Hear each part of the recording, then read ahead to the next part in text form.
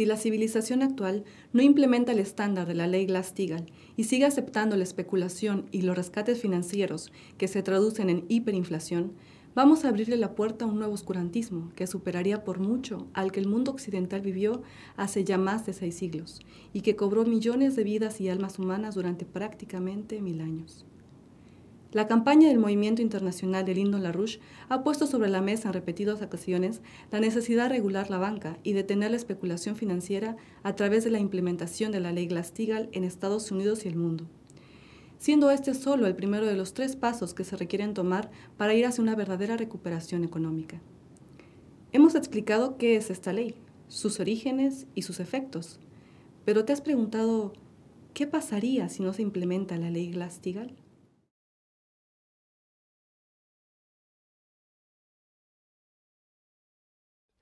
Now, the answer is, if Glass-Steagall were to be prevented from being instituted, the result would be the greatest hatred ever conceived against the people responsible. Because what the cancellation or the prevention of Glass-Steagall would do would cause a general breakdown crisis of the entire Atlantic system. Now, what you've got on why do these idiots do that? Why do these criminals do that? Because their life, their ego, their sense of identity is located in the great speculation which this represents. But we've come to the point that if they should act as they intend to, and I know what they intend to do, anyone should be able to understand what they intend to do. They signaled it clearly to me. And if I know it, I think some other people also know it. That the effect of their putting Glass-Steagall through would be a general breakdown crisis of the entire world system. Now, this would include a step which would be the elimination of Ben Bernanke. Because what they would do is they would not try to bail out Ben Bernanke in his operation. They would do something much nastier. They would dump Ben Bernanke, dump the existing financial system itself, ignore the system they canceled, and put in their own new system, which would mean the vast mass of debt, which is represented by the monetarist operation, would be canceled. In its place, they would have a new system of finances, which ignores entirely all the obligations associated with the old, which would mean that most of the people of the world would be starving to death quickly. That's exactly what they've planned. And anyone who's going along with this opposition to Glass-Steagall from here on is going to be denounced internationally by me and by others as mass murderers. So that's where we stand this date. That's the issue. They put the issue on the platter. I know exactly what they're doing because I know how systems work. And what they're doing, the only way it will work, is cancel the entire bailout system. Just wipe it off the plate and come in with a new system in which people who are privileged will be brought into that system, and they will be given relatively good incomes to live on, but unfortunately the greater majority of the population will have none. This is the greatest population reduction scheme so far in known history. And that's what the policy of the people who oppose Glass-Steagall is, whether they themselves know it or not. But they will be held accountable for the effect of that policy. And that's where we stand. And that's the main issue. Históricamente, la especulación ha sido el modus operandi de la oligarquía financiera. Sin embargo, esta denuncia de LaRouche resulta realmente escalofriante si uno recuerda los efectos tan desastrosos de las diferentes burbujas especulativas que han existido a lo largo de la historia, como la de los tulipanes o la de la deuda que llevó al oscurantismo medieval. En la historia más reciente, el caso de Weimar, Alemania, en 1923, este proceso tomó una nueva dimensión. Al final de la Primera Guerra Mundial, los acuerdos de Versalles simplemente le cargaron toda la deuda de reconstrucción a Alemania. El efecto fue que los países vencedores le quitaron a Alemania toda su capacidad físico-económica y Alemania tuvo que dar bonos canjeables por marcos de oro y bienes físicos. Terminaron pagando con ganado, producción de bienes en general y hasta con parte de su territorio. Y debido a que todos sus recursos iban al pago de la deuda, el dinero empezó a perder el respaldo que le daba valor. Así, tomó lugar la política monetaria que empezó a devaluar su moneda, y en tan solo 7 años, el Reichsmark se devaluó de 4.61 por dólar en 1915 a 4.2 billones por dólar en diciembre de 1923. Ya para ese momento, lo único que hacían era imprimir dinero, llegando al extremo de que el valor de la moneda cambiaba minuto a minuto. Era imposible ahorrar, y entre más rápido te deshicieras del dinero, mejor. Las carretillas se convirtieron en el vehículo común para transportar el dinero y muchos banqueros empezaron a especular en la bolsa contra el mismo Reichsmark. La población se hundía en un mar de dinero sin valor. Esa situación llevó a la creación de una nueva palabra, hiperinflación, un nuevo nivel de destrucción de la economía real a través del monetarismo. Hasta ese entonces, lo que había ocurrido en los procesos de especulación y deuda era que se saqueaba el sector productivo para poder satisfacer al sector financiero, hasta que ya no se podían pagar dichas deudas ficticias que ya no tenían referencia alguna con el proceso económico real. Pero en el caso de Weimar, a este proceso se sumó el hecho de que se empezó a imprimir dinero sin valor, y la tasa de aumento monetario llegó a un punto donde sobrepasó la del aumento financiero. Aunque la situación ya era lo bastante devastadora, los buitres financieros se movilizaron para poder seguir comiendo. Impusieron en Alemania a Hjalmar Schacht como ministro de Economía, alemán de nacimiento pero banquero por convicción, empleado de gente como J.P. Morgan y del banquero británico Montague Norman.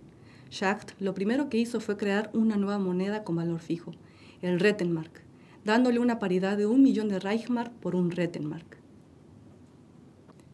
Es decir, la oligarquía financiera llevó a cabo un plan que hoy día quieren volver a implementar. Se creó un nuevo sistema donde se detuvo la hiperinflación de la moneda, pero solo para poder seguir matando de hambre a la mayoría de la población a través de los pagos de Versalles. En nombre de un equilibrio presupuestario, se hacían todavía más recortes a lo que se consideraba un gasto innecesario, como al crédito industrial, la salud, etc. También se implementaron políticas para aumentar los impuestos, para desaparecer a los sindicatos y para privatizar lo que quedaba de la industria alemana. Y así, más buitres financieros llegaron a comer la poca carne que le quedaba a los huesos de la nación alemana. Para todas estas políticas se necesitaba de alguien que fuera lo suficientemente inhumano y loco para poder aplicarlas sin ningún remordimiento. Esa era la situación entonces y esa es la situación hoy, pero a una escala mucho, mucho mayor. Aunque la gran mayoría de los disqueeconomistas siguen tratando de negar la situación, o lo que es peor, sin entender la situación, es cada vez más difícil ocultar que la burbuja especulativa está a punto de reventar. De hecho, en un artículo reciente titulado Supernova de Crédito, Bill Gross, el gerente de PIMCO, la compañía de comercialización de bonos en la bolsa más grande del mundo, expone la cruda realidad de la naturaleza rapaz y entrópica del sistema especulativo. La creación del crédito en nuestro sistema bancario fraccional de reserva comenzó con un depósito y la expansión rentable de ese depósito a través del apalancamiento. Los bancos y otros prestamistas no siempre guardaban el 100% de sus depósitos en la bóveda. De hecho, se guarda muy poco. De ahí el término reservas fraccionarias. Así, ese primer depósito y la explosión de hasta más de 10 veces el crédito apalancado es equivalente al Big Bang de las finanzas hoy en día. Cada dólar adicional de crédito parece generar cada vez menos calor. Bill Gross señaló con precisión uno de los síntomas de la burbuja que se ha generado con el rescate hiperinflacionario de la banca insolvente desde que se abandonó el sistema de Bretton Woods de Franklin Roosevelt en 1971. En la década de los 80s, por cada $4 de crédito nuevo, se generaba $1 de Producto Bruto Interno Real. Durante la década de los 90s, se necesitaron $10 de crédito, y desde el 2006 se necesitó de $20 para producir el mismo resultado, es decir, $1 de PBI. Sin embargo, como él mismo lo reconoce, las cifras de deuda que utiliza en sus índices no incluyen la famosa deuda fantasma. Dicha deuda fantasma representa la gigantesca burbuja de los derivados financieros y otras burbujas especulativas que constituyen el total global de los agregados financieros y que ha venido creciendo mucho más rápidamente que la simple deuda. Por tanto, aunque para el 2012 la tasa de apalancamiento había crecido 5 veces y se requerían $20 de deuda para generar $1 en el PBI, la tasa de apalancamiento de los agregados financieros había crecido 50 veces. De modo que ahora se requieren $500 en agregados financieros por cada aumento de $1 en el PBI, proceso que va acompañado del aumento de la tasa de desplome de la economía real.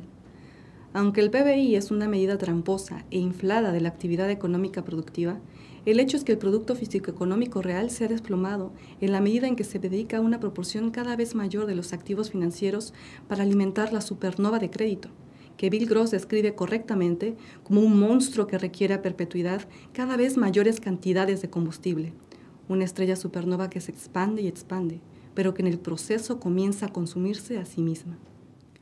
Sin embargo, esto no quiere decir que Bill Gross sea uno de esos individuos que buscan respuestas y soluciones a los problemas que hoy día enfrenta la humanidad. Al final de su artículo deja muy claro que a pesar de la situación, lo importante no es el bienestar general o algo así, sino que lo que le importa es seguir especulando porque el tiempo siempre es y será dinero. El plan de la oligarquía de eliminar este sistema sin la ley Glass-Steagall y simplemente crear uno nuevo, crear una nueva moneda que excluya a gran parte de la humanidad, como lo hicieron en Alemania, solo es parte de su plan más grande de genocidio a gran escala, que también incluye el ecologismo, las guerras, las drogas, etc. Sin embargo, hay otro aspecto más sutil de su política de genocidio que puede ser muy peligroso: la no inversión en el programa espacial, que implica tratar de eliminar la capacidad creativa del hombre que le permite hacer frente a problemas que parecen irresolubles, como es el caso de la detección y desvío de asteroides y cometas.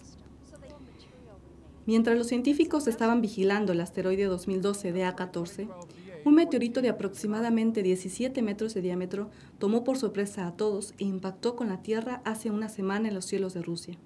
Aunque el meteorito no impactó directamente con el suelo de la Tierra, la explosión que creó al entrar a la atmósfera liberó 500 kilotones de energía, que equivale a 31 veces la bomba nuclear lanzada en Hiroshima, hiriendo así aproximadamente a 1.200 personas. Como Dmitry Medvedev, el primer ministro ruso, dijo, esto es una prueba de que no solo la economía está en peligro, sino todo el planeta. Es momento de tomar seriamente este tipo de peligros e implementar la IRA de Belarus y la DET de los rusos. El viceprimer ministro de Rusia, Dmitry Rogozin, reiteró hace unos días el llamado para que en lugar de destruirse entre sí, Estados Unidos y Rusia cooperen para hacer frente a estas amenazas. La oligarquía financiera ha usado a sus diferentes títeres a lo largo de la historia para evitar que una alianza de esta naturaleza suceda. Hoy, el títere principal es el presidente de Estados Unidos, Barack Obama, y la importancia de que los líderes y ciudadanos estadounidenses lleven a juicio político a Obama e implementen la ley Glass-Steagall es cada vez mayor.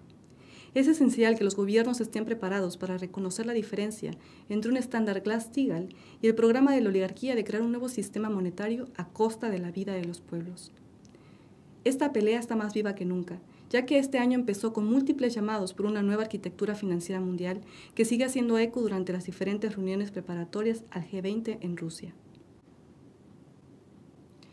Entonces, ¿qué pasaría sin la ley Glass-Steagall?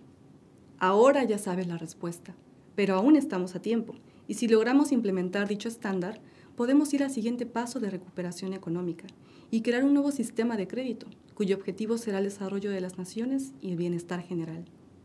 Hoy, la humanidad necesita individuos que mantengan vivo en su espíritu la llama de una verdadera revolución y que desarrollen su potencial para sacar al mundo del nuevo oscurantismo al que nos estamos dirigiendo.